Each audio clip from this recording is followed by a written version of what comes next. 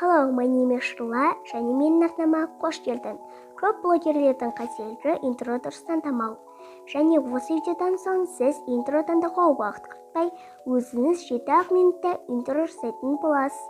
Егер де видео сізді қызықтырса, видеомызды бастайық. Бізге интро жасау үшін тек 3 приложение ғана керек. Біріншісі PicsArt, екіншісі CapCut, ал үшіншісі InShot деп аталады. Ең бірінші PicsArt'тан өзімізге керек түсті таңдап аламыз. Мысалы, мен сары түсті таңдадым.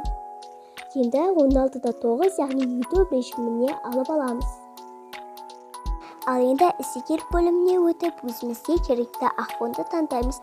Бұл ақ фон не үшін керек деп отырған шығарсыздар. Бұл ақ фон біздің интромыздың рамкасы болады. Ал енді келесі CapCut приложениясына кіреміз.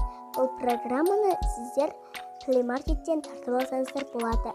Енді өзіміздің атымызды жазып, әдемі шрифт қойып, жақсы анимация қоямыз. Әрине, осының талғамымызға байланысты.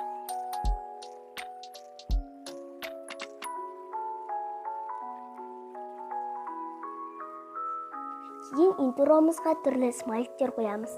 Бұл смайликтердің барлығы CapCut'тың өзінде бар.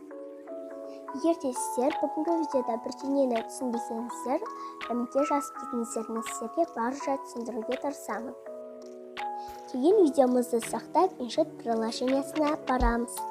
Бұл приложениядан сіздер түрлі звуктар және әндер алсаңыздар болады. Яғни бұл приложения осындай звуктар немесе әндер қоюға өте ыңғайлы. Ал енді нәтижесін қараңыздар.